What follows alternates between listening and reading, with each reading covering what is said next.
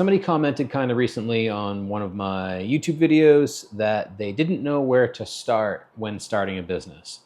And being around entrepreneurs for a long time, and also myself being an entrepreneur who has for a long time been working on starting businesses, a lot of which have not worked out, some have, I kind of understand not kind of, I do understand where these people are coming from.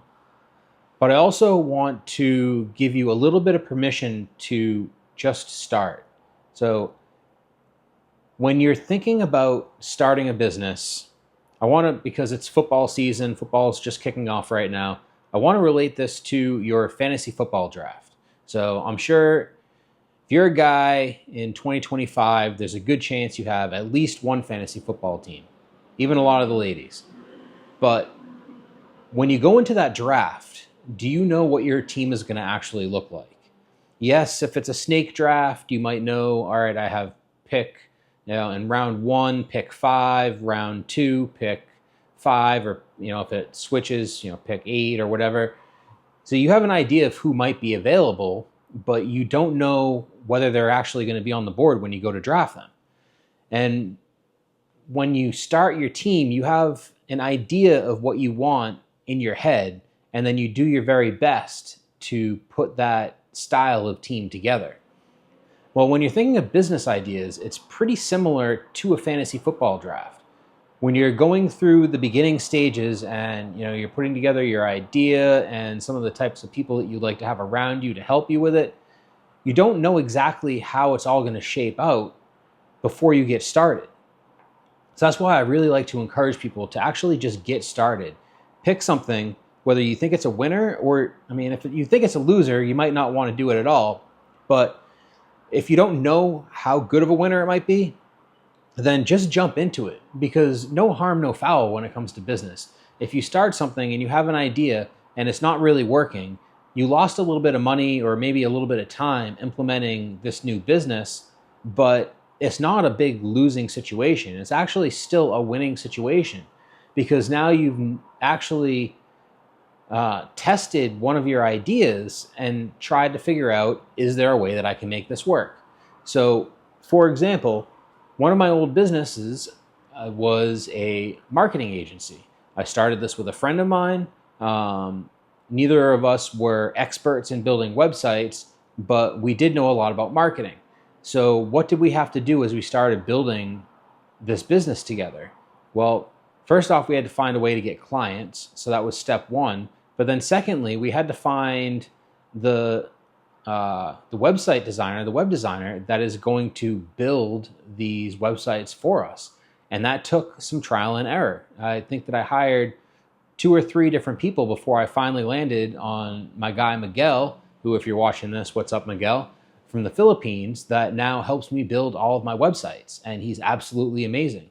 The cost is right for me to be able to build it and then still be able to make some money off of it as well with selling it in the US. But his skill set is incredible. And I wouldn't have found him if I hadn't drafted a few other people and dropped them and picked somebody else up off the waivers.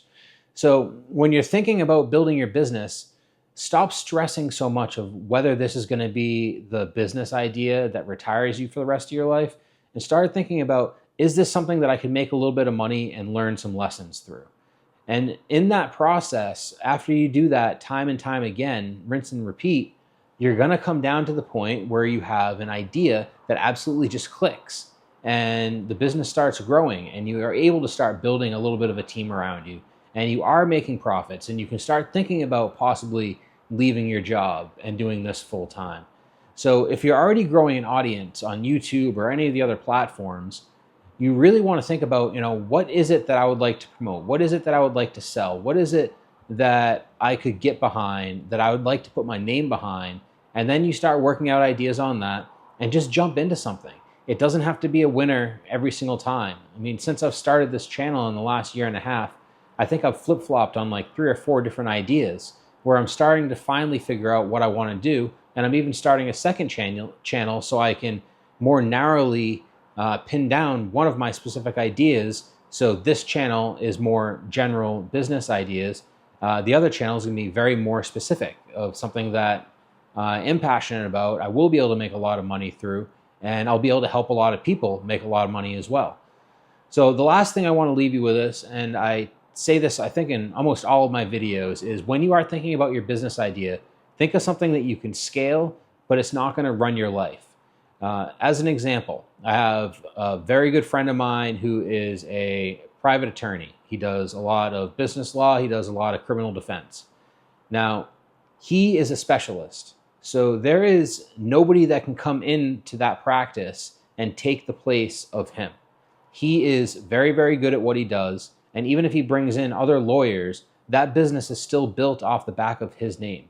So he still needs to be present. He still needs to be able to advise these other younger attorneys on how they can best try a case or what laws might work to help them get out of one of the predicaments that they may be in. And I have another friend who is a horseshoer. He makes a ton of money shoeing horses, but same thing, he is a specialist. If he doesn't go to work and he's not shoeing the horses, then he doesn't have the ability to make any money. He can't hire an apprentice to come in and start taking over some of his clients because he's very good at what he does, and not many people can actually do that physically with their hands to make the horse's feet right, to understand, the mechanics of the way that a horse's leg moves. All that is very, very technical horseshoeing. You wouldn't maybe think of it, but it is. So when you are thinking about your business idea, think about some ideas that you can scale, but as you scale it, you can start to buy back some more of your time by bringing in a couple of virtual assistants or other people that are able to start carrying some of the workload. So with YouTube, I'm just getting ready to hire another new video editor because I'm getting to the point now where I can afford to bring in somebody to help me a little bit. And what is that going to do? Now I can shoot these videos, and it's going to free up 2, 3, 4 hours of my time sitting down and editing the videos afterwards. And it's also going to give me a higher quality edit at the end of the day. So that makes my YouTube channel even that much easier to manage. I mean, you might be looking at this saying, wow, Chris, you have 150 something subscribers, whoop-de-doo. Well, the point is, in the future, as my channel gets bigger and I'm making more content, I want to be able to sit down, record a video, share my thoughts with you, ship that content off to somebody else, and then have them make it pretty and have them make it publishable. I don't have the skill set personally to be able to do that very well. And I also don't want to spend the time sitting down and editing all these videos because I do have 2 or 3 other businesses that I'm trying to grow at the same time. So if I want to realistically keep growing this channel, I need to start bringing in some support to help me with some of the tasks that are easily transferable to somebody else. See, nobody else can make the content for me because you need me, my face, to be here to do that. But I can have other people help with the thumbnails, the YouTube SEO, and all that stuff that you get messages about all the time, and the editing and the color grading and all that stuff, the thumbnails. I can bring in other people that can help me with that. And because we're now able to look internationally for people to be able to help you, I can do it at a rate that I can actually afford, which is really nice. So when you're thinking about your business idea, to wrap this all up, when you're thinking about your business idea, don't stress too much on, is this idea going to be the killer idea that makes me a shit ton of money? What I want you to focus on is, can I put enough pieces of this idea together to at least stress test it? Can I start doing it and see if I can make some money, see if I can poke some holes in it, see if it works, and then if it is working, then you can ramp it up and go to the next level. And if it's not working, you haven't invested a lot of time and a lot of money and a lot of energy into it yet, you can sideline that idea and you can move on to a new idea. Now, I've started so many businesses now that I've learned so much from all these different ideas that I've tried to start over the years, where now I'm getting a little older, and some of these ideas are really starting to pan out. Like I said, I have one big idea, one big business that I'm working on that I'm going to be really excited to share the details with you soon.